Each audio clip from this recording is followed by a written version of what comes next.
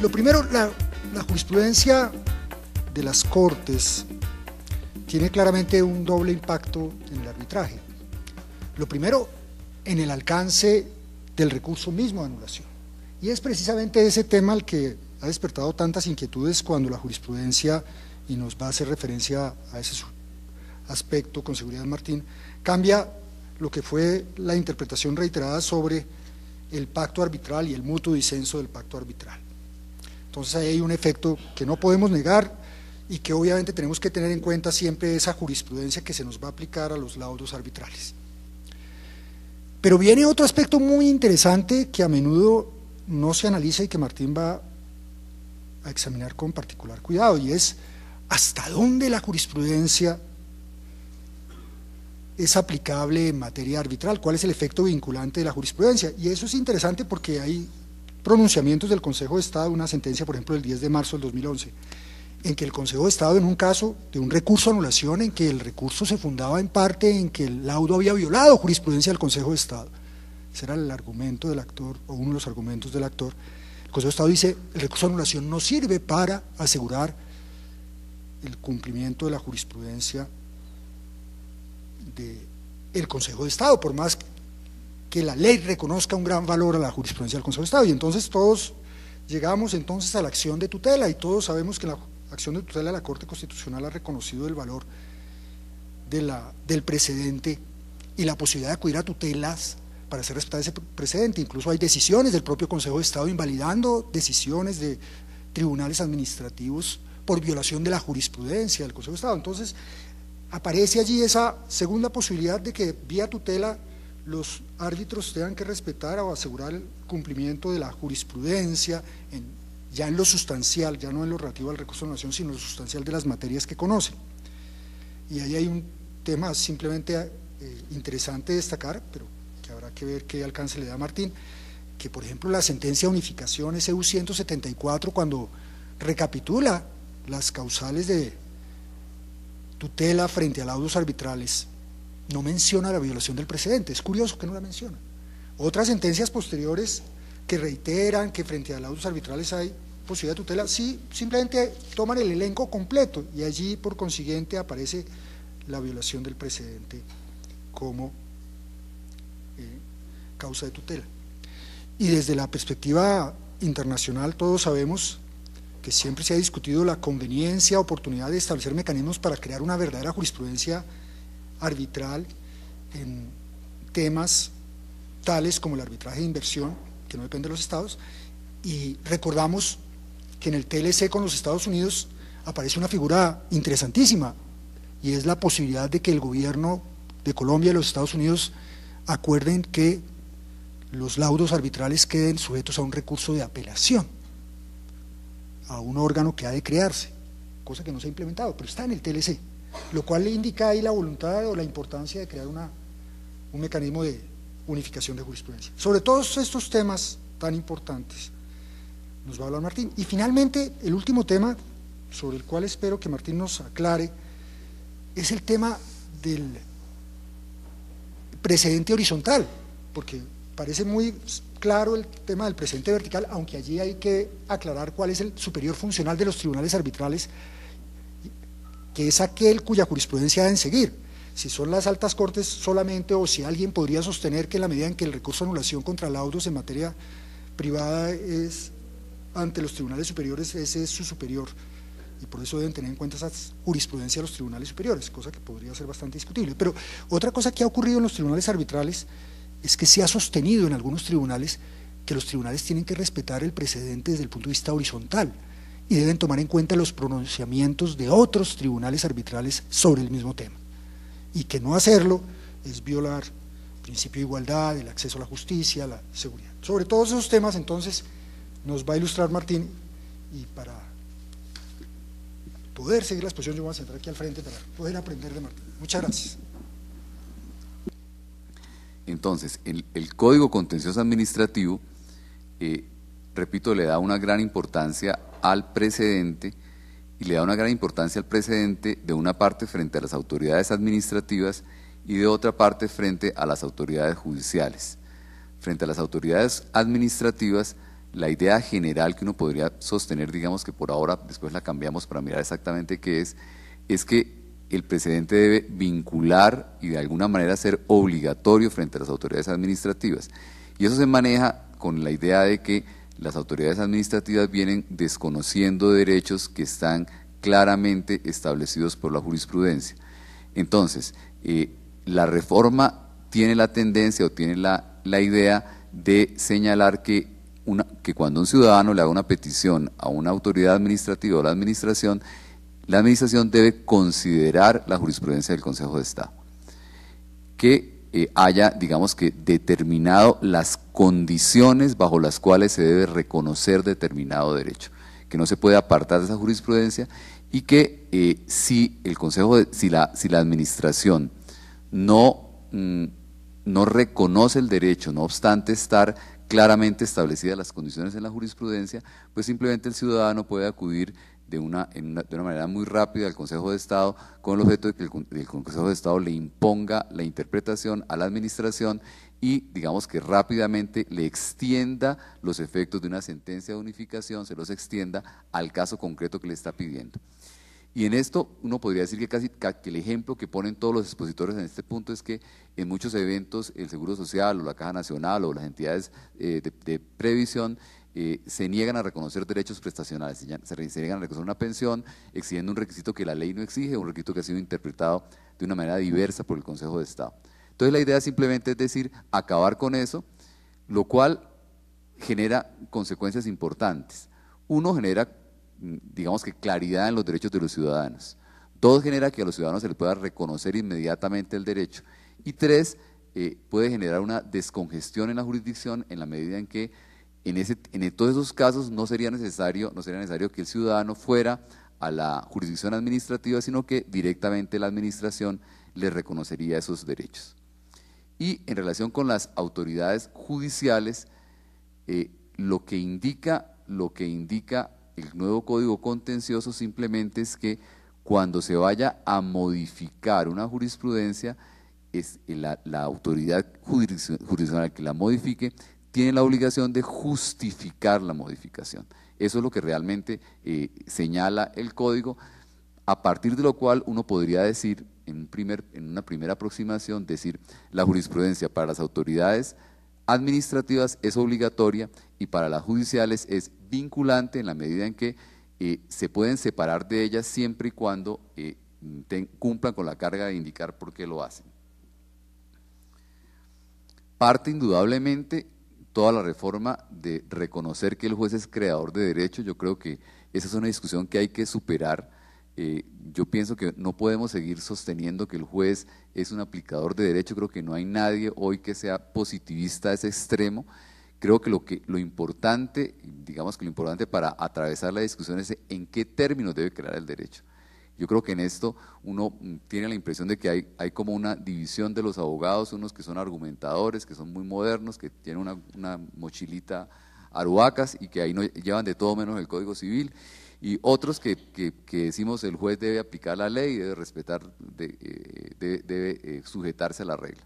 Yo creo que digamos que esa división no puede partir de ahí. Creo que lo que corresponde hoy fundamentalmente es considerar que la teoría de la argumentación le suministra al juez reglas para que su decisión sea coherente, para que su decisión sea consistente, para que respete otro tipo de decisiones, para que cree una subregla jurisprudencial que está obligada a respetar en otros procesos, por lo cual uno no puede confundir argumentación con demagogia.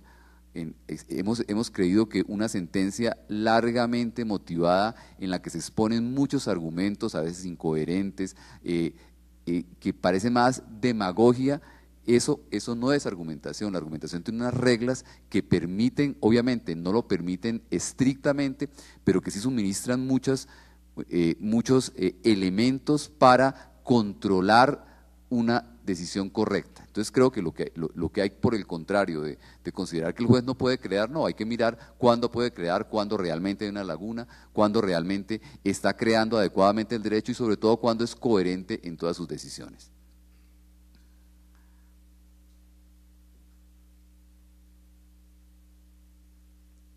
Bien, decía que el artículo 103 del Código Contencioso simplemente lo que indica es que todo cambio de jurisprudencia sobre el alcance y contenido de la norma debe ser expreso y suficientemente explicado, motivado en la providencia que lo contenga.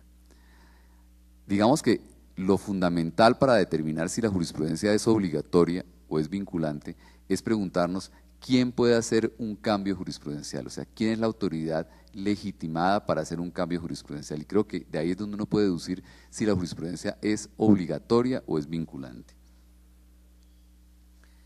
El código en general tiene la tendencia de que la jurisprudencia sea obligatoria. ¿Y por qué razón tiene la tendencia? Uno, pues obviamente está el recurso de apelación que impone que si un tribunal desconoce la jurisprudencia del Consejo de Estado, pues en apelación será revocado y el Consejo de Estado podrá hacer valer la jurisprudencia allí. Pero al lado de ese recurso de apelación que lo permitiría, el Código Contencioso crea un recurso de unificación de jurisprudencia. Ese recurso de unificación de jurisprudencia puede interponerse contra las sentencias de los tribunales administrativos que no tienen recurso de apelación, pero que son, digamos que no son de mínima cuantía, sino son de determinada cuantía. Entonces uno diría, hay sentencias que por la cuantía no tienen segunda instancia, luego no pueden ser controladas por el Consejo de Estado. Sin embargo, en esos casos, no teniendo el recurso de apelación, se puede invocar el recurso de unificación de jurisprudencia que le permite a la parte pedir la revocatoria de la sentencia del tribunal por haber desconocido una sentencia de unificación. Entonces digamos que ahí hay un primer elemento para indicar cómo se quiere imponer la sentencia, las decisiones del Consejo de Estado. Dos, la ley estatutaria de administración de justicia permitía que la sala plena del Consejo de Estado asumiera el conocimiento de los procesos que están conociendo las secciones del Consejo de Estado. El Código Contencioso Administrativo permite que la sala plena del Consejo de Estado aboque el conocimiento de procesos que están para fallo en segunda instancia en los tribunales, con el objeto de unificar jurisprudencia. Entonces, antes de que un tribunal profiera una sentencia de segunda instancia, con base en esta facultad del Código Contencioso Administrativo, la Sala Plena del Consejo de Estado puede abocar el conocimiento y proferirlo. Entonces digamos que es otro elemento que permite señalar que la línea del nuevo código es asegurar la obligatoriedad de la jurisprudencia. Y en tercer lugar, me refiero a dos puntos que creo que es importante tener en cuenta para mirar cómo se va a imponer la jurisprudencia. Uno es que ya el Consejo de Estado ha proferido sentencias de tutela por violación de sentencias o violación de precedentes de la sala plena, uno en ese punto, y otro en la sección tercera. La sección tercera ha anulado sentencias de subsecciones que violan una jurisprudencia de unificación. Lo que creo que implicaría decir que hay una línea de obligatoriedad de la jurisprudencia. Y la línea de obligatoriedad de la jurisprudencia nace de decir la jurisprudencia solamente la puede modificar determinado órgano. Porque uno lo que puede pensar, y lo pensaría frente al artículo 230, es decir, la jurisprudencia es vinculante. O sea, la jurisprudencia, lo único, y es un poco la visión que se le ha dado al artículo 230, tanto por el Tribunal Español como por la Corte, cuando el artículo 230 dice los jueces están sometidos únicamente al imperio de la ley. Digamos que el subrayado no hay que ponérselo a imperio, sino a únicamente. A decir, los jueces están sometidos únicamente a la ley, no están sometidos ni siquiera al precedente jurisprudencial, y en eso en las primeras sentencias de la Corte se dijo. O sea, la independencia del juez debe predicarse del Ejecutivo, de cualquier influencia exterior, pero inclusive del precedente. Lo único que se le impone imperativamente es la ley. Entonces, esa es la, digamos, la idea de hablar de estar sometidos únicamente al imperio de la ley, tiene que ver fundamentalmente con la noción de independencia y de autonomía de los jueces. Entonces, me refiero primero a la decisión de tutela. Se refiero a qué se refiere, a cuál es el fundamento fáctico. Digamos que una sentencia de sala plena del 16 de mayo de 2002 había señalado que en los procesos de nulidad y restablecimiento, cuando se ordena el reintegro de una persona, hay que digamos que esa persona tiene derecho a que le paguen todos los sueldos que dejó de vengar desde el momento en que fue desvinculada hasta el momento en que es reintegrada a la administración. Pero en sala plena el Consejo de Estado había señalado que de esa plata que hay que devolverle al funcionario reintegrado, hay que descontarle lo que él ha devengado en otras entidades públicas. Y esa jurisprudencia se sentó porque se indicaba que, de acuerdo con el artículo 128 de la Constitución Política, pues estaba prohibido que una persona recibiera dos remuneraciones del Estado. Entonces, que si a la persona le íbamos a reintegrar, le íbamos a pagar todo, pues había que descontarle si había trabajado en otra entidad del Estado. Esa jurisprudencia es cambiada y esa jurisprudencia, que me parece que es importante tenerlo en cuenta, se fundamenta en el artículo 128 de la Constitución Política. No obstante lo anterior, en el 29 de enero de 2008, otra jurisprudencia de sala plena dice que las causas son distintas, que la causa por la cual la persona recibe el salario es haber trabajado y la causa por la cual a la persona se le causa un daño es una decisión que se está anulando. Entonces, a partir del 29 de enero de 2008, dice el Consejo de Estado, no se debe descontar. Entonces, la jurisprudencia vigente el 29 de enero de 2008 es que no se debe descontar. El Tribunal de Boyacá dicta una sentencia en la cual ordena el descuento y no aplica la sentencia, no aplica la jurisprudencia de la sala plena, que ya se había fallado, no la aplica y explica las razones por las cuales considera que se viola el artículo 128 de la Constitución Política si no hace el descuento. Dice, yo descuento porque si no estoy pagándole 2 veces a la persona. Eso se va en tutela al Consejo de Estado y la sección segundo, en una sentencia del 16 de septiembre de 2010, anula la sentencia del tribunal. Y la anula simplemente diciendo, las sentencias de sala plena del Consejo de Estado no pueden ser discutidas por nadie. O sea, no pueden ser desconocidas, ni siquiera por las secciones del Consejo de Estado y mucho menos por el tribunal. O sea, fíjense que no se está hablando, yo tal vez la cito aquí, no se está diciendo que faltó argumentación, porque el tribunal señaló las razones por las cuales se aportaba. Leo dice simplemente, las decisiones tomadas en sala plena de lo contencioso administrativo solo pueden ser rectificadas por ese mismo órgano e indiscutiblemente vinculan también a las secciones del Consejo, a quien obliga su observancia, con mayor razón estarán obligados a ella los tribunales contenciosos administrativos y los jueces administrativos. Queda una situación que le resta validez a la posibilidad del resto de operadores jurídicos de la jurisdicción contenciosa para discutir el problema que originó el pronunciamiento por importancia jurídica. ¿En qué se fundamenta lo anterior? Uno, se fundamenta nuevamente en la Ley Estatutaria de Administración de Justicia, que dice que a la sala plena le incumbe o le corresponde conocer los procesos que le remitan las secciones para cambiar o reformar la jurisprudencia de la corporación.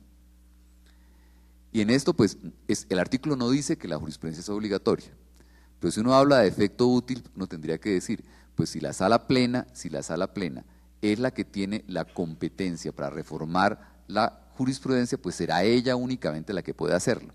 Yo aquí simplemente quiero decir lo siguiente, en la Comunidad Europea ha sido exactamente el mismo criterio que se ha señalado para considerar la obligatoriedad de la jurisprudencia frente a los países. Se ha dicho, sí, hay una función de unificación, entonces, o sea, si no la aplicamos, ¿para qué convención? ¿Para qué funcionamos así? O sea,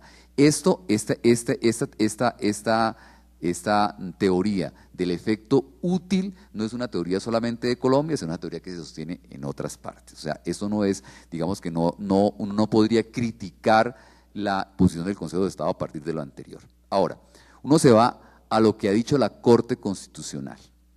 Entonces uno diría, la Corte Constitucional en líneas generales lo que ha sostenido es la teoría de que la jurisprudencia es vinculante, que no es obligatoria, y ha dicho, el juez puede apartarse siempre y cuando señale las razones, pero no lo ha hecho siempre, no lo ha hecho siempre.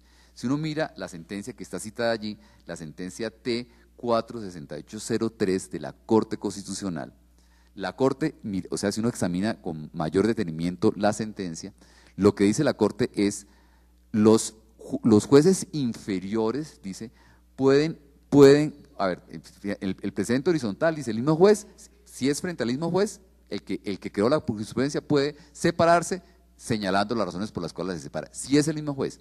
Si es un juez inferior, dice, puede separarse y puede justificarlo señalando que el caso en el cual tiene que aplicar es distinto del caso al cual se señaló la jurisprudencia. Esa es la justificación por la cual el juez se puede separar de la jurisprudencia. Puede decir, el caso que me toca juzgar no está cobijado en la jurisprudencia de unificación o en la jurisprudencia de la alta corte. Y realmente eso no es separarse. La Corte dice, el juez podrá separarse justificando, eso no es separarse. Realmente uno se separa cuando dice no estoy de acuerdo con la jurisprudencia. Aquí lo que hace el juez no es separarse, sino decir no la aplico porque se trata de un caso distinto. Entonces lo que yo quiero simplemente señalar aquí es que la posición de esta tutela del Consejo de Estado es una posición que tiene fundamento legal y que tiene fundamento en la jurisprudencia de la Corte Constitucional. O sea, cuando el Consejo de Estado ha dicho la jurisprudencia de la Sala Plena no puede ser modificada sino por la Sala Plena, me parece que tiene suficientes razones para decirlo. No, o sea, que uno comparta o no comparta es otra cosa, creo que tiene suficientes razones para decirlos y es un parámetro que hay que empezar a pensar para mirar qué efecto tiene frente a los tribunales de arbitramiento. Luego, secciones y subsecciones. Entonces, las jurisprudencias de unificación, sobre todo en la sección tercera, que es donde más se han proferido, han sido proferidas por la Sala Plena de la sección. Ustedes saben que la sección tercera está dividida en subsecciones. La sección es la que ha adoptado esas sentencias de unificación. Y ya existió una providencia de Sala Plena que anuló una sentencia de una subsección por contrariar el criterio de la sección. Digamos que en ese punto uno podría decir que los fundamentos no son tan consistentes como los fundamentos por los cuales se puede sostener la obligatoriedad de las sentencias de Sala Plena. En ese caso, ¿cuáles son los fundamentos? Los fundamentos son un acuerdo reglamentario del Consejo de Estado, que es el acuerdo 140 de 2010. Y el mecanismo para asegurarlo, lo acabamos de decir, es la nulidad que se produce en esos dos expedientes, que es el ejemplo que traigo aquí.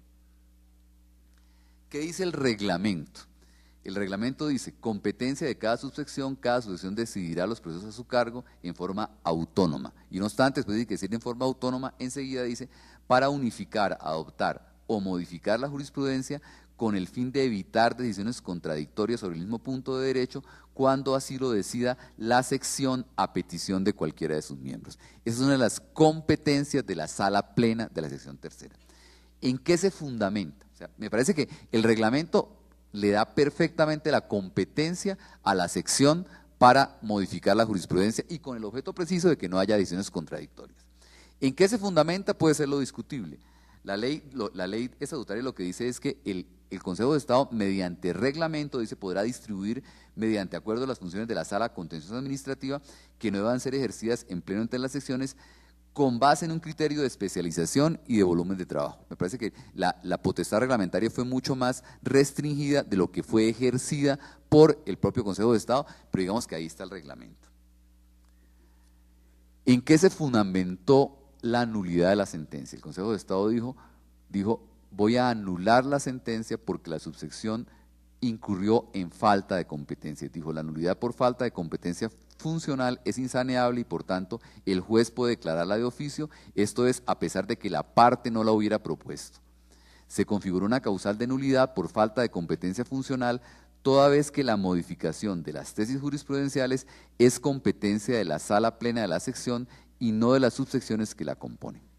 Entonces fíjense que lo que querría decir aquí es cuál fue la razón por la cual la sección anuló, simplemente porque se desconoció la jurisprudencia, y cuál fue el mecanismo de decir que se estaba violando la competencia funcional.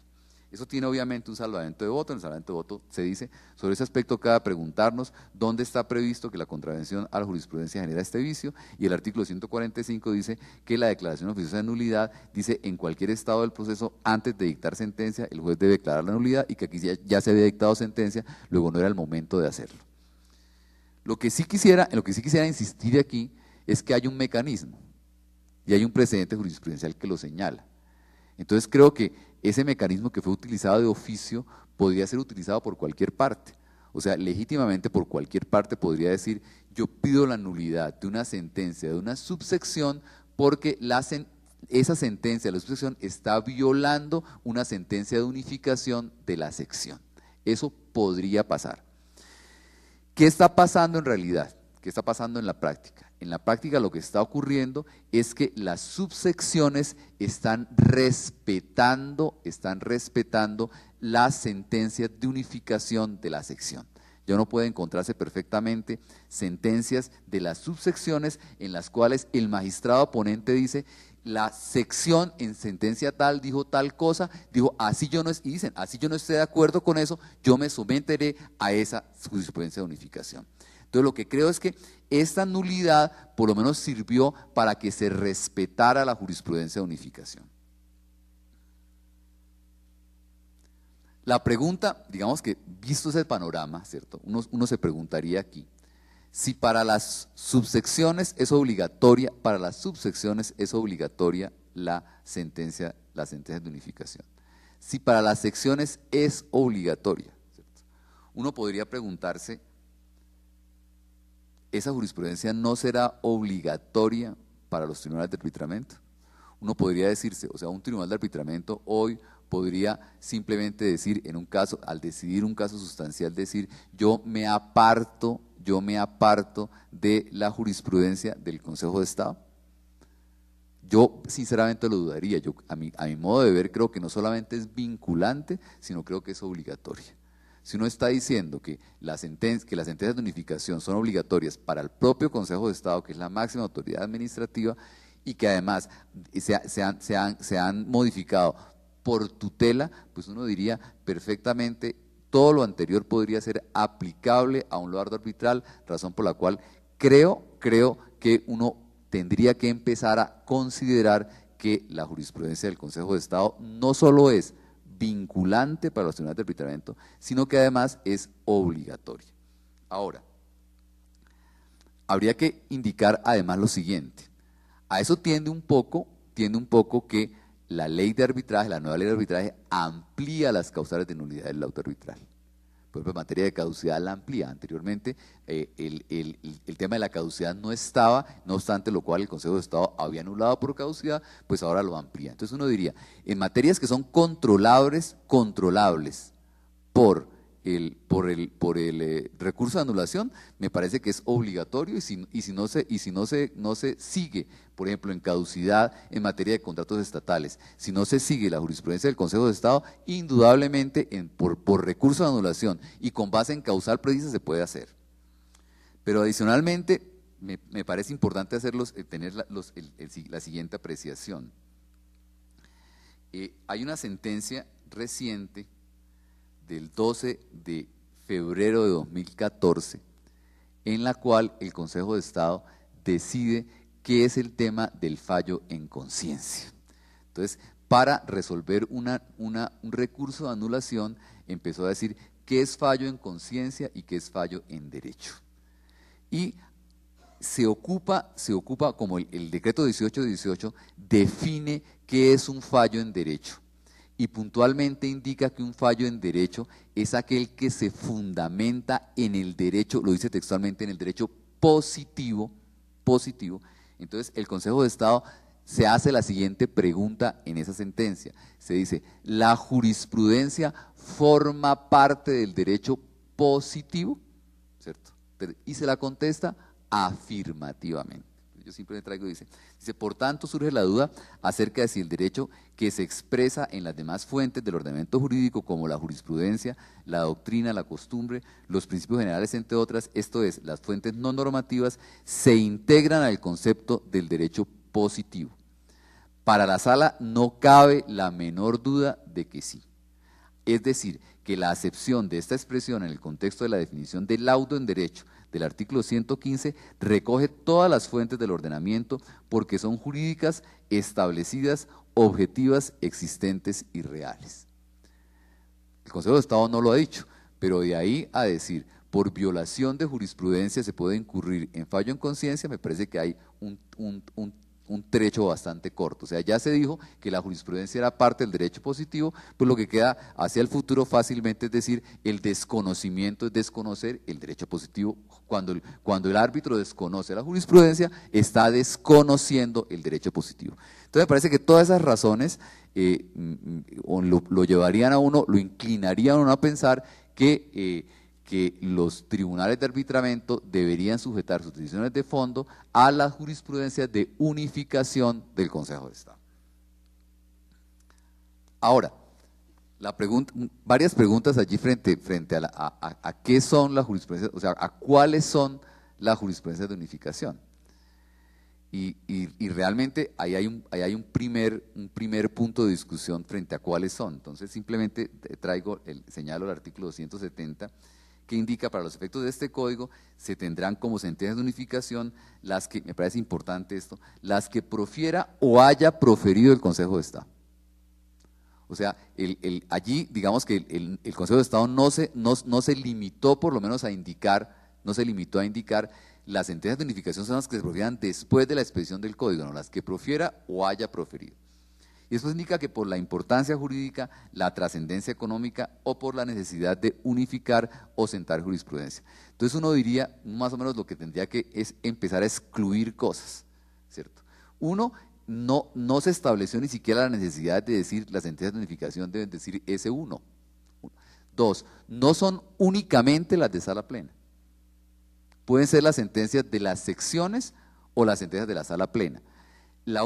Digamos que la única regla que ya me parece clara es que cuando hay subsecciones, la sentencia de unificación la está profiriendo solamente la sección. Pero a partir de ahí, pues uno tendría un amplio marco digamos que de definición de qué debe entenderse por sentencia de unificación, a la cual digamos que habría que sujetarse. ¿Cuál es el contenido? Digamos que el contenido hasta el momento de la sentencia de unificación, que es un poco lo que se aleja del propósito de la ley. Si el propósito de la ley era diferenciar derechos, si el propósito de la ley era garantizarle derechos a los ciudadanos, pues digamos que uno lo que ha visto es que las sentencias de unificación obedecen más como a la necesidad o al interés de fijar criterios mayoritarios. Entonces uno lo que está viendo allí es que hay unas discusiones, digamos que entre los magistrados, unas viejas discusiones que van cambiando, a veces cambian con la composición del Consejo de Estado, y que lo que se está haciendo por sentencia de unificación es simplemente fijar una regla. Entonces lo que hace mayoría en la sesión tercera está fijando determinadas reglas sobre determinados puntos. Y digamos que no parece que existiera una preocupación por la coherencia del fundamento en todas las sentencias de unificación. ¿A qué se ha referido el Consejo de Estado allí? ¿A quién se debe notificar las demandas contra la Fiscalía? Si se debe notificar al fiscal o al director de carrera judicial del Consejo de la Judicatura, a la derogatoria de la cláusula arbitral, a la notificación de demandas contra consorcios y uniones temporales. Entonces allí ya acaba de decir en la sentencia de unificación, está señalando que el representante de la unión temporal o el representante del consorcio puede él ser demandante o ser demandado en los procesos. Es una tercera jurisprudencia que se ha señalado allí. Hay simplemente algunas para determinar que son temas procesales que no parecen obedecer a los valores que estaban enunciados al principio. Por ejemplo, se ha dicho en sentencia de unificación que la apelación que haga el Ministerio Público solo será admitida si el Ministerio Público cumple con la carga de argumentación de señalar cuál es la causal por la cual alega. Entonces, fíjense, los procuradores simplemente apelaban, como cualquier parte apela en las sentencias. Entonces, el Consejo de Estado lo que ha dicho ahora es, no, momentico, el Ministerio Público tiene 3 funciones de acuerdo con la Constitución: defender la legalidad, el patrimonio público, los derechos fundamentales.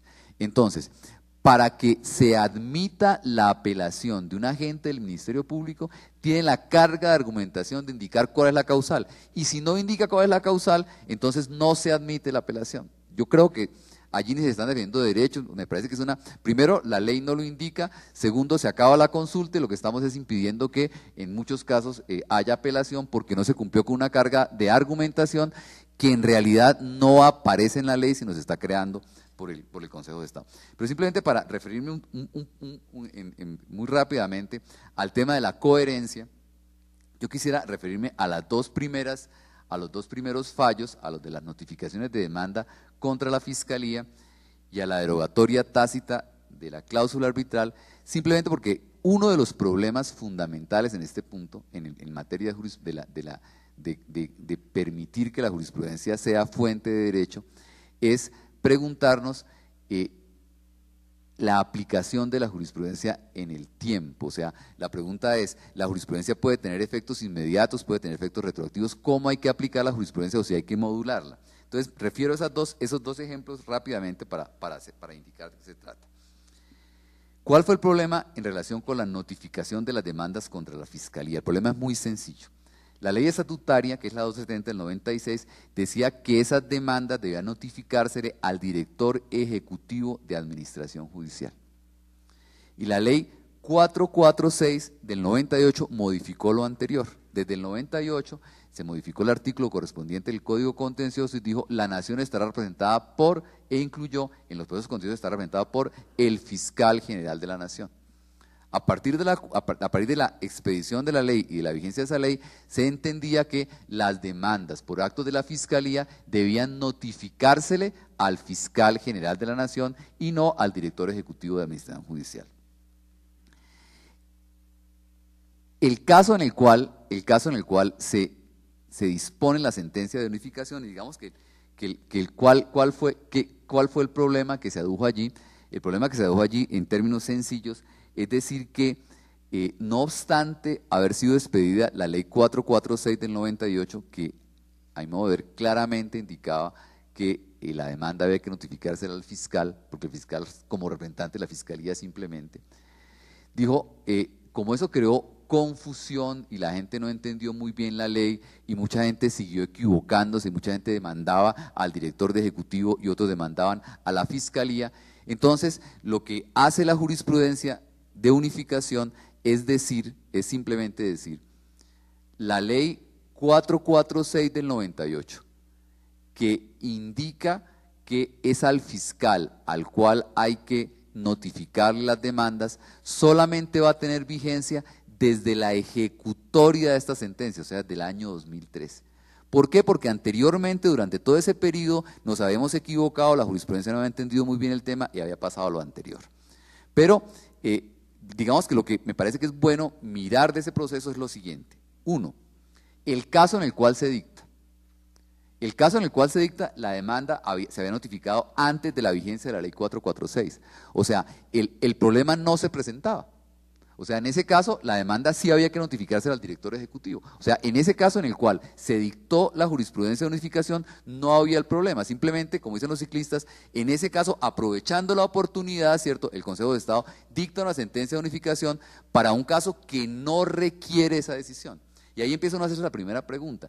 Si se ha dicho que lo que es obligatorio son las sentencias que constituyen ratio desiendi, pues esta no es ratio desiendi, porque el problema que se decidió aquí no tenía nada que ver con esto. ¿Y qué es lo que dice el Consejo de Estado? Dice, la ley 446 en relación con la Fiscalía solo se aplica desde la ejecutoria de la sentencia de unificación. Fíjense, lo que hace la sentencia es una ley de 1998, dice, solamente entra en vigencia en este punto hasta el año 2013, o sea, hasta la fecha de ejecutoria de esta sentencia. Dice, segundo, los procesos en que se notificó equivocadamente al director ejecutivo son válidos. O sea, cuando usted se ha equivocado y en lugar de notificar a la Fiscalía, quedan válidos todos los procesos. ¿Y cuál es la razón por la que lo hace? Dice, la nueva norma generó una confusión en la jurisprudencia que no se le puede imputar a los administrados. Entre otras cosas, esa jurisprudencia no solamente sería obiter dicta, sino que además pues contraría la sentencia C-523 de 2002 que declaró constitucional la norma. Y el Consejo de Estado señala que cuando sale la ley 446 que dice hay que notificar a la Fiscalía, que la confusión que se creó, y eso lo dice varias veces en la sentencia, es que no se sabía si era la Fiscalía únicamente o si también se podía notificar al director. O sea, digamos que en el pensamiento del Consejo de Estado, la sentencia tendría que haber dicho, se podrá notificar exclusivamente al fiscal para que no tuviera dudas. Miren las consideraciones del fallo, dice. No obstante, es notable que la entrada en vigencia del artículo 49 de la ley 446 del 98 supuso un abrupto freno en la jurisprudencia que venía adoptando el Consejo de Estado y que sin duda fue un giro legal, subrayo, un giro legal que no fue asimilado de inmediato por la jurisprudencia de esta corporación y mucho menos por los tribunales administrativos que siguieron apelando al criterio jurisprudencial anterior a la expedición de dicha norma, de tal forma que incluso después del 98, los autos admisorios de las demandas presentadas en contra de la Nación, Rama Judicial, Fiscalía General de la Nación, por caso de privaciones injustas a la libertad, eran notificadas en unos casos al fiscal, como debe ser, como lo establece el artículo, pero en otras ocasiones seguían siendo notificadas al director ejecutivo de la Administración Judicial de conformidad con los criterios jurisprudenciales establecidos para la época. La pregunta que habría que formularse aquí es esta. Lo que está diciendo el Consejo de Estado es más o menos, se requirió del año 98 al año 2013 para que la jurisprudencia asimilara el contenido de la norma. Hola, o sea, uno podría aplicar eso a otros casos. O sea, el Consejo de Estado estaría porque fíjense que cuando se habla de crear una subregla jurisprudencial para que haya universalidad y para que haya coherencia, el juzgador debe estar dispuesto a en una sentencia posterior decir, en una sentencia posterior, yo soy capaz de aplicar la misma doctrina. Entonces uno podría decir, es que se requiere en toda la ley una vacatio legis y sobre todo tan amplia para que la asimile la jurisprudencia y para que la podamos aplicar. Y es posible mediante una jurisprudencia ampliar o decir, la vigencia de una ley no se aplica sino en tanto tiempo porque nos habíamos equivocado. Pero en el punto al cual me quiero referir yo es al siguiente. En esa sentencia, fíjense ustedes, a quien se protege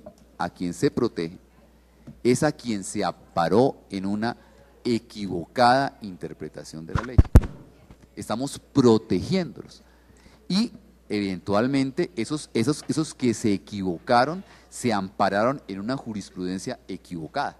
Entonces estamos protegiéndolos a ellos. Mire lo que dice la jurisprudencia. El segundo argumento a favor del precedente vigente es el acceso a la administración de justicia y el derecho de los asociados a encontrar una solución pronta a los conflictos que le plantean a la rama judicial, máxime cuando lo que se pretende es el amparo de un daño que pudo haber causado el mismo Estado, por ende no se compadece con la filosofía del Estado Social de Derecho, la postergación de súplicas ciudadanas que tienen más de un decenio de haber sido impetradas. Entonces lo que está diciendo el Consejo de Estado es gente que metió la demanda hace 10 años y se equivocó. Si se equivocó por una jurisprudencia, simplemente dejémoslos allí y tengámoslos como válidos. No hay que pensar que la Fiscalía no participó en el proceso, que no se pudo defender, eso no lo pensemos por ahora. Simplemente lo que quisiera resaltar es esta última consideración. Estamos protegiendo a quien se amparó en una interpretación equivocada de la ley que pudo ser validada por la jurisprudencia. La pregunta que quiero formular es esta. ¿Por qué este párrafo que está aquí, que dice que una persona que tiene un decenio, que hay que defenderla, no se tuvo en cuenta en la jurisprudencia relativa a la derogatoria del pacto arbitral? Fíjense qué pasó en ese caso. Los videos te los vas a presentar de dónde. ¿Por qué no se tuvo? O sea, esas mismas consideraciones las hubiéramos tenido en cuenta aquí, pues la decisión había sido totalmente contraria. Mire lo que ocurrió en ese caso, simplemente para mirar el caso concreto. La demanda la presenta un contratista en agosto de 1998. Y es un contrato que tiene cláusula arbitral y me parece muy importante mirar el caso concreto, porque es muy interesante el caso concreto. El caso concreto era el departamento del Casanare había proferido un acto administrativo y en aplicación del artículo 45 de la ley 80, había terminado un contrato estatal por considerar que el contrato estatal había violado o había incurrido en una nulidad. ¿Se acuerdan que el artículo 45 de la ley 80 le permite a las entidades estatales, en determinados casos excepcionales, terminarlo cuando ha habido una nulidad especial del artículo 44? El demandante, fíjense, que mete la demanda en el 98, en un caso en el cual hay acto administrativo, pues opta por no ir a un tribunal de arbitramiento. El demandante opta por ir a la jurisdicción ordinaria. La entidad contesta la demanda, no propone excepción de compromiso, con lo cual se profiere sentencia en el tribunal. En noviembre de 1999 se produce la sentencia de primera instancia. Y de igual forma que 13 años después, en segunda instancia, en abril de 2013, el Consejo de Estado anula todo lo actuado, ¿cierto?, y le ordena al contratista demandante que en un término de 15 días vaya y conforme un tribunal de arbitramiento para iniciar nuevamente el proceso, ¿cierto? Entonces, y digamos que expresamente el Consejo de Estado reconoce que la jurisprudencia de la derogatoria tácita del pacto arbitral venía vigente desde el año 98, pero que la van a cambiar en el año 2013. Si aplicamos las consideraciones anteriores, igualmente tenemos que haber protegido esto y haber dicho esta jurisprudencia no se va a aplicar. Adicionalmente, pues digamos que cambiar esta jurisprudencia, lo habíamos dicho en el escrito, cambiar esta jurisprudencia era totalmente injustificado en la medida en que dos leyes, la ley de arbitraje y el Código General del Proceso, habían acogido la jurisprudencia del Consejo de Estado que venía diciendo se admite la derogatoria tácita del pacto arbitral. Entonces, un poco la pregunta es, si la jurisprudencia de una alta corte viene diciendo se admite la tesis de la derogatoria tácita, se admite simplemente si usted no contesta la demanda, se entiende que las partes renunciaron al pacto arbitral. Se admite y esa jurisprudencia que ustedes vienen aplicando la volvemos ley en dos leyes, Código General del Proceso y Ley de Arbitraje, ¿cierto? El Consejo de Estado cambia su posición jurisprudencial y en la sentencia dice, la cambiamos, simplemente se aplica para los casos a los cuales no aplique la nueva ley. O sea, la cambiamos por este momento. Y además afectamos a una persona que confió legítimamente en lo anterior. Pero digamos que lo curioso del caso en este, que me parece que es importante mirarlo, es que en ese lapso de 13 años hubo muchas modificaciones. Uno, ¿cuál era la competencia de los árbitros para conocer de actos administrativos? Ustedes recuerden que el Consejo de Estado primero dijo, no pueden conocerlos, después dijo, no puede conocerlos de la ley 80. Uno dice, un contratista prudente en ese momento no iba a constituir un tribunal de arbitramiento para pedir que anularan un acto de terminación de un contrato. Lo que prudentemente hacía es, si me tiraron un acto de esto en el contrato, yo me voy a la jurisdicción ordinaria. Porque eso es lo que ha venido diciendo el Consejo de Estado. Entonces, en eso, o sea, digamos que la razón por la cual el contratista se dirige a la jurisdicción contratista es esa. Dos, la aplicación del artículo 45 de la 80, ahí también hubo otro cambio.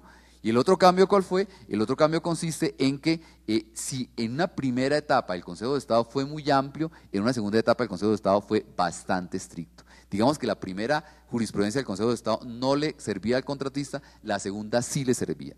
Y entonces uno diría aquí ya, o sea, con estas dos jurisprudencias el contratista, digamos que tendría razonablemente una sentencia favorable, o sea, hasta ahí va favorable, simplemente digamos que en el camino se le daña la última jurisprudencia cambia y hay una renuncia al pacto arbitral.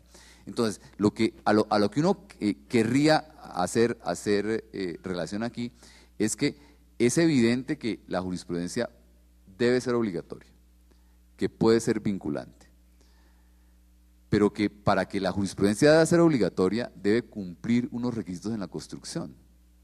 O sea, uno no puede pretender hablar de jurisprudencia obligatoria cuando la jurisprudencia obligatoria no cumple con ciertos requisitos que, repito, deberían venir de la teoría de la argumentación. Y la teoría de la argumentación indica sus decisiones, debe haber coherencia interna y coherencia externa en sus decisiones. Usted debe ser coherente, usted debe establecer una subregla y decir, si voy a respetar al precedente, lo respeto en todas partes. Entonces la idea ahí simplemente sería esa. Termino con la referencia a la jurisprudencia arbitral, para referirme a la última pregunta del doctor Juan Pablo. Y es obvio preguntarnos si hay jurisprudencia arbitral o si no hay jurisprudencia arbitral. Y obviamente o sea, la posición de muchas personas es decir, pues no hay jurisprudencia, los árbitros son privados, se refieren a un caso concreto, no hay recurso de apelación, o sea, no tiene lógica hablar de jurisprudencia arbitral. Me refiero a un artículo importante de una profesora al que cito más adelante, para partir de lo siguiente. ¿Qué es lo que se constata en la realidad? Lo que se constata en la realidad. Lo que se constata es que tanto las partes como los árbitros acuden a la jurisprudencia arbitral. O sea, los abogados en los tribunales de arbitramiento, en sus alegaciones, citan decisiones de laudos arbitrales sobre casos similares. O sea, ese es un recurso que se utiliza por las partes y se utiliza por los tribunales de arbitramiento. Por muchas razones, porque es útil utilizarlo. Uno, porque obviamente queda mucho mejor fundamentada una decisión cuando no solamente la está adoptando el tribunal, sino que además se está fundamentando en decisiones de otros tribunales en casos similares que han obrado de la misma manera. Eso genera mucha más fundamentación a un laudo. Dos, porque además el tema de que los laudos no sean dictados por magistrados o por jueces no implica olvidar que las decisiones de los árbitros son decisiones tomadas por expertos en el caso. O sea, cuando se acude a la justicia arbitral, las partes acuden porque quieren tener una persona experta en el tema. Luego son decisiones que gozan de muy buena reputación, que son además adoptadas en un proceso judicial, en un proceso en el cual se han tenido en cuenta posiciones de dos partes, no son simplemente posiciones de doctrinas en el aire, sino son realmente decisiones que sirven para fundamentar el laudo.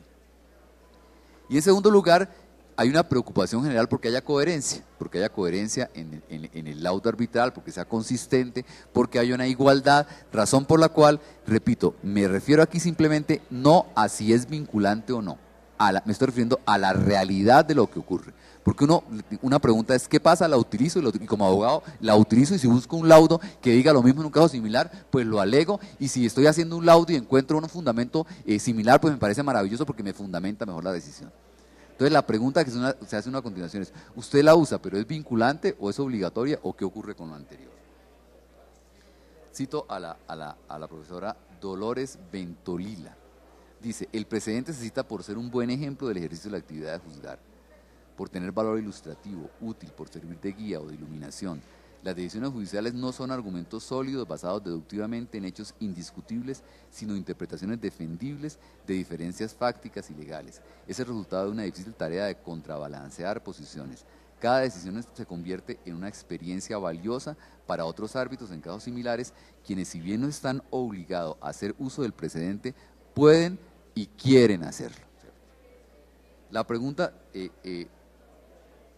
vendría en segundo lugar, si uno puede hablar de precedente, pues difícilmente si uno se va a lo que está judicialmente o a lo que está, digamos que definido como precedente. Un precedente es una sentencia pronunciada en un momento anterior, publicada de modo que pueda ser conocida y utilizada por todos, en la cual se decide sobre hechos y cuestiones del mismo o de similar tipo, o hechos y cuestiones sobre las que se va a decidir ahora. Esos serían los parámetros de lo que es un precedente. Decir que un precedente es obligatorio, me parece que estaríamos todos de acuerdo en decir que de ninguna manera es obligatorio.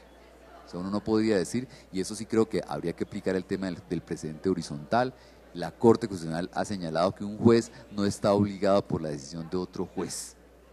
Está obligado cuando pertenece a la misma corporación, que es el caso que hemos contado, pero un juez no está obligado por la decisión de otro juez que lo haya hecho de igual manera. Luego no hay ninguna obligación en precedente, o sea, uno no podría nunca decir que un laudo arbitral es, y obviamente está hablando de jurisprudencia, porque un tema de cosa juzgada es otra cosa distinta, está hablando de jurisprudencia. Ahora uno no podría decir que una decisión tomada en un caso similar en otro tribunal de arbitramiento obliga al otro tribunal a obrar de la misma manera. O sea, perfectamente puede apartarse. La pregunta es, no es si es obligatorio, es si es vinculante.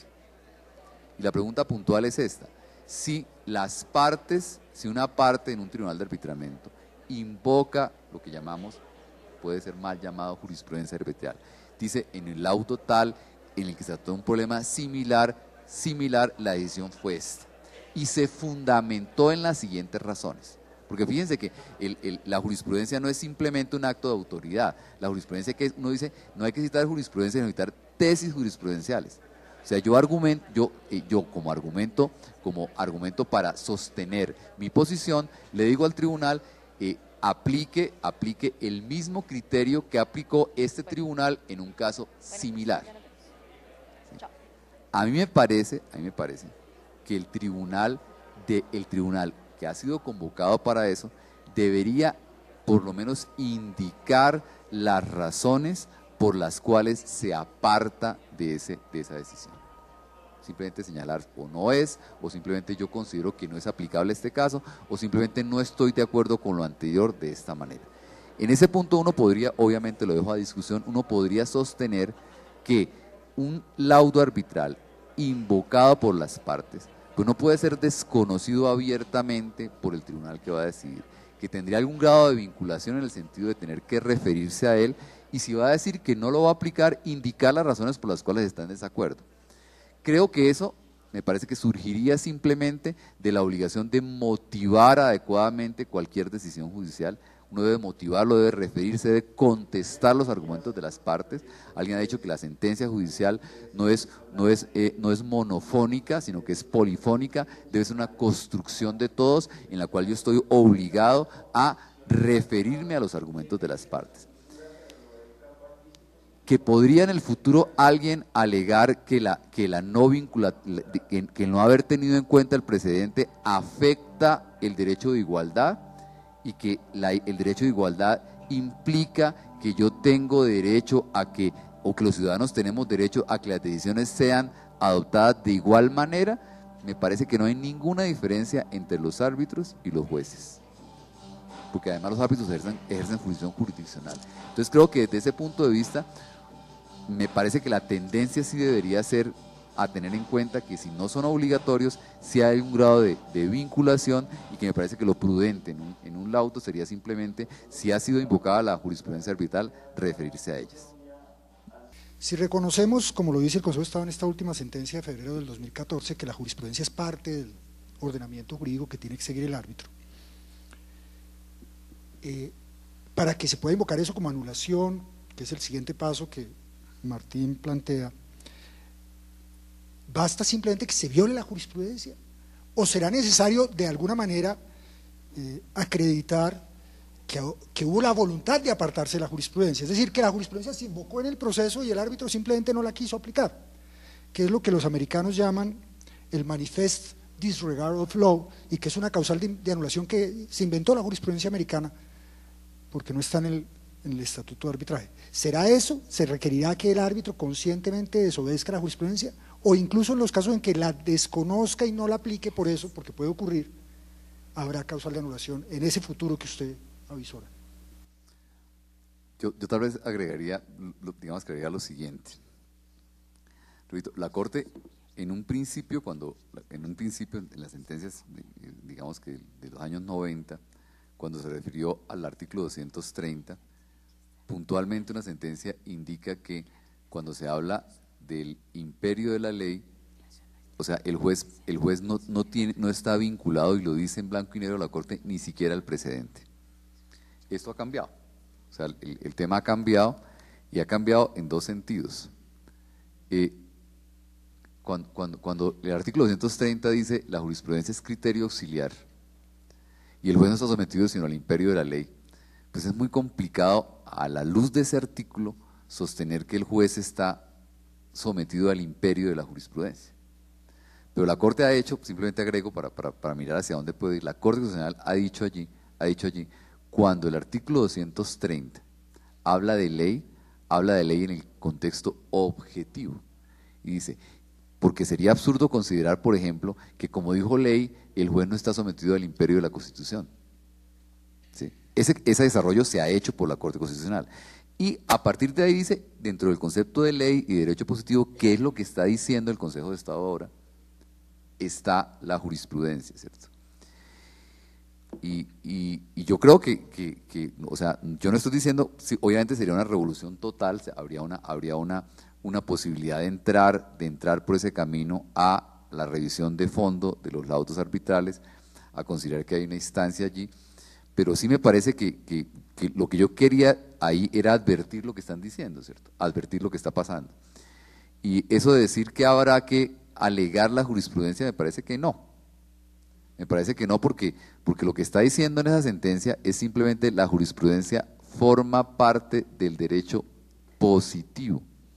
Muy bien. Ergo, hay que darle tratamiento de derecho positivo.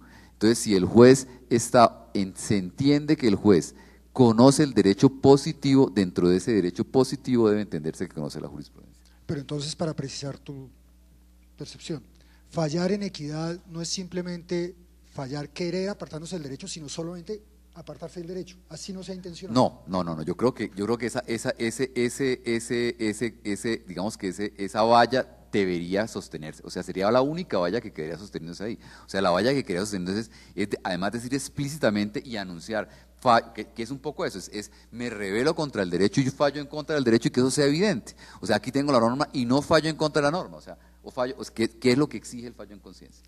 Además, no sé si haya todavía, no sé si haya casos de anulación de fallo en conciencia.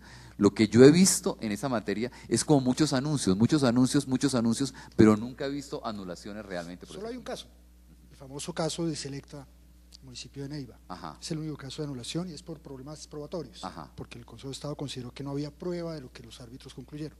Pero allí viene precisamente otro punto que Martín señalaba y que me parece que también ahí está esa otra puerta que señalaba Martín. Cuando Martín dice, es que sí puede haber un deber de motivar cuando se invocan otros laudos arbitrales. Y simplemente todos ustedes seguramente lo conocen, lo recuerdan, en derecho europeo hay una insistencia muy grande desde el punto de vista de la Corte Europea de Derechos Humanos sobre la motivación de los fallos como una garantía del derecho de defensa y del debido proceso. Y en Europa ha ocurrido que se han anulado laudos arbitrales en algunas jurisdicciones por cuanto el árbitro no motivó en el sentido de contestar, pero siempre argumentos que son centrales a la controversia, es decir, pasó por encima por argumentos centrales. Entonces, la pregunta que uno se puede hacer es, como quiera que el Consejo de Estado, en el famoso caso que todos conocemos, dijo que los laudos arbitrales podían ser, o mejor, los laudos arbitrales en Colombia no podían ser en conciencia, entendiendo por conciencia fallos no motivados. Desde esa perspectiva, entonces, cabría también la posibilidad de anular laudos arbitrales por la causal de fallo en conciencia en los casos en que el árbitro no lo hubiera motivado en esos puntos concretos. No, yo creo que no, yo creo que por nulidad no va a ser, o sea, yo no veo el tema nulidad allí, pero lo que, o sea, y creo que la causal no aplicaría, pero, y todos, o sea, todos, digamos que creo que tenemos el común interés de señalar que ojalá tuviéramos una justicia arbitral segura, que no estuviera sometida a segundas instancias, que estuviera sometida a un estricto recurso de anulación cantonado. Pero yo creo que uno tampoco puede ser ciego a decir por qué razón si frente a la jurisdicción, a las decisiones de los jueces, mediante acciones de tutela, está pasando esto, está pasando temas de igualdad, está pasando temas de motivación, ¿por qué razón esos mismos argumentos no van a poder expresarse frente a los autos arbitrales? Ese es como el punto. No, y entonces viene la pregunta que siempre se ha hecho, ¿y por qué eso no debería abrirse un canal institucional para esos mecanismos? Que es la gran pregunta. Pero le concedemos la palabra al auditorio para las intervenciones del doctor Ovalle, si usted quiere intervenir.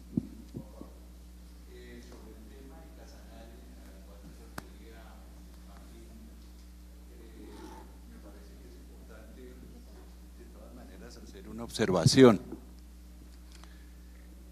Si bien es cierto, o como esa demanda fue presentada en el año 98 y solamente se falló en el 2013,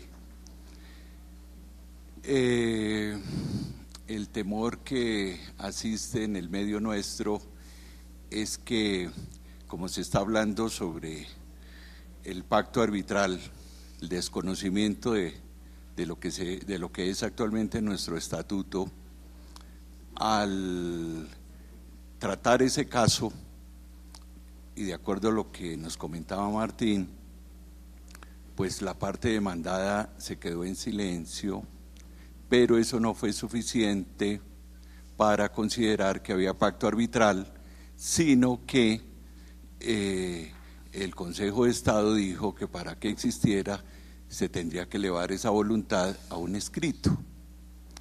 Entonces el temor que surge es, bueno, entonces eso nos cobijaría actualmente y entraríamos en el fenómeno de la unificación.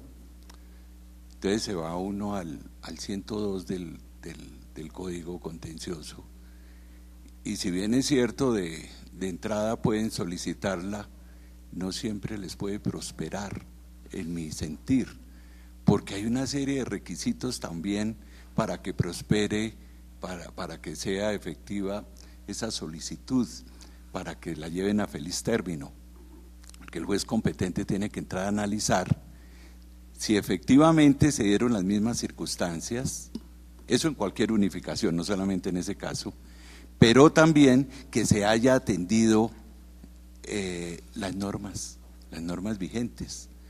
Y eso a su vez lo está confirmando la Corte Constitucional, como lo mencionaba también Martín, en sentencia del 2011, cuando entró a tratar precisamente el tema de la exequibilidad de ese artículo, el que hace referencia a la unificación, hablo del 102, y entonces dijo que allá al hacer su análisis de que siempre y cuando que se atendiera la jurisprudencia de la Corte, pero también la Constitución y las leyes vigentes. Entonces, en síntesis, en la actualidad, pues no es que automáticamente nos vaya a cobijar, porque pienso yo, si nos vamos a la norma vigente, es nuestro estatuto, y nuestro estatuto dice algo muy claro, diáfano.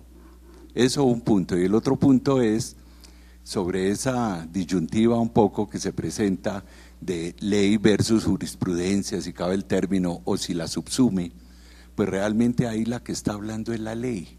¿Por qué? Porque es la ley la que está ordenando que se debe tener en cuenta la unificación.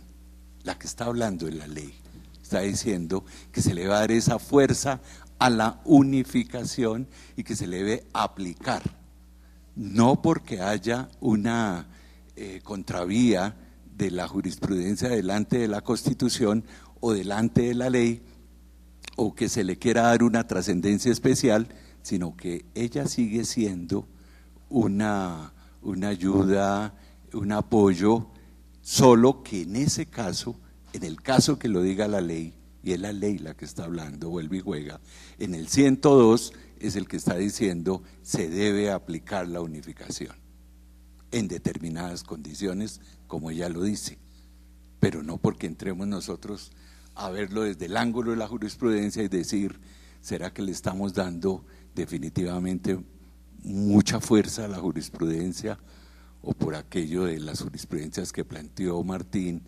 de que hace parte del derecho positivo?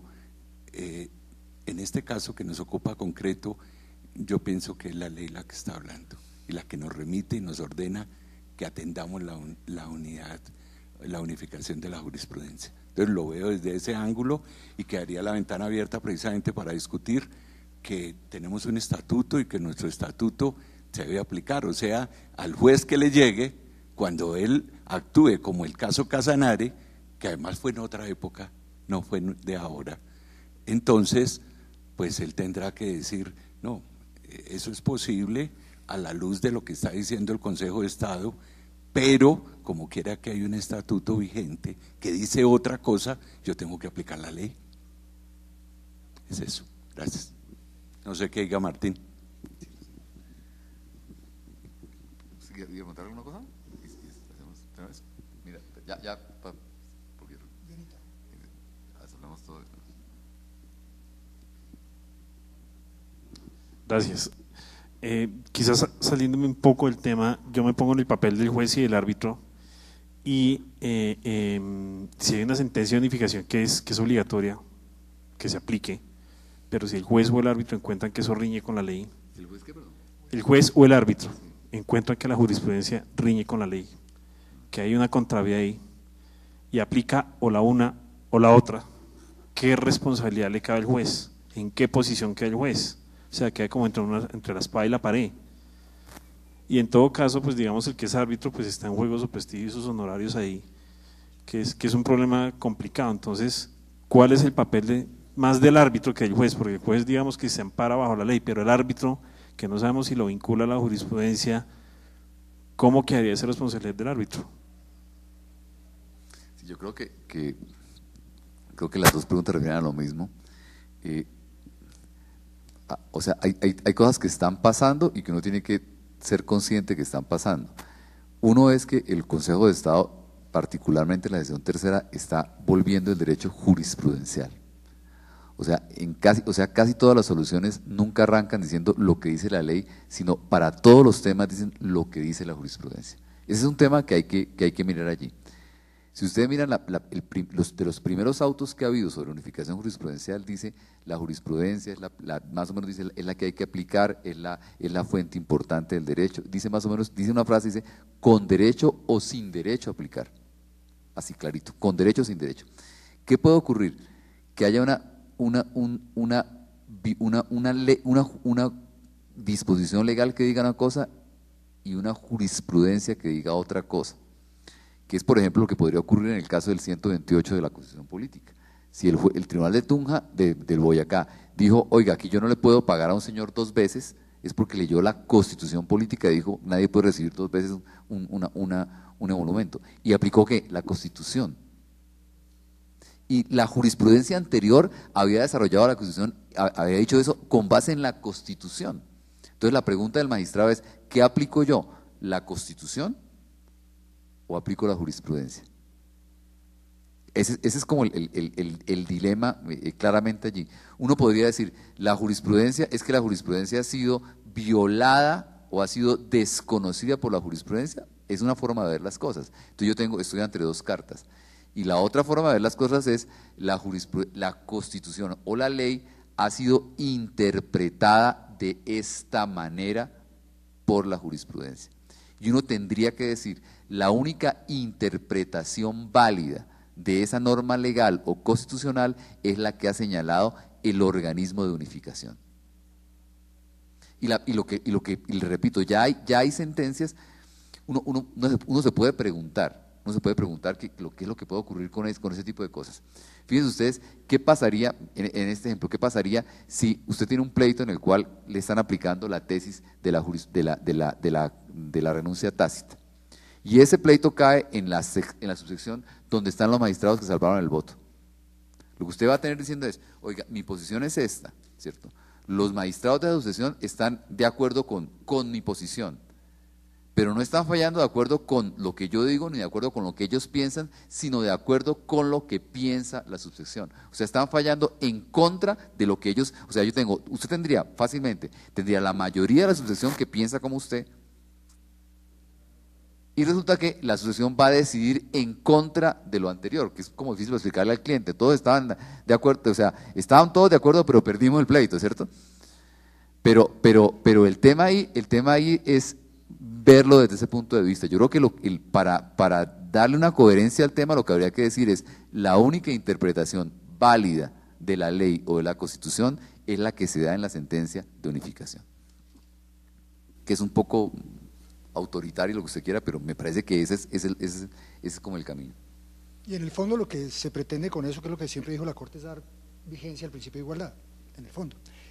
Tal vez hemos llegado a lo que decía un magistrado de la Corte Suprema de los Estados Unidos en una conferencia, decía él a propósito de las sentencias de la Corte Suprema, las sentencias de la Corte Suprema no son finales, es decir, definitivas por ser correctas, sino son correctas por ser finales.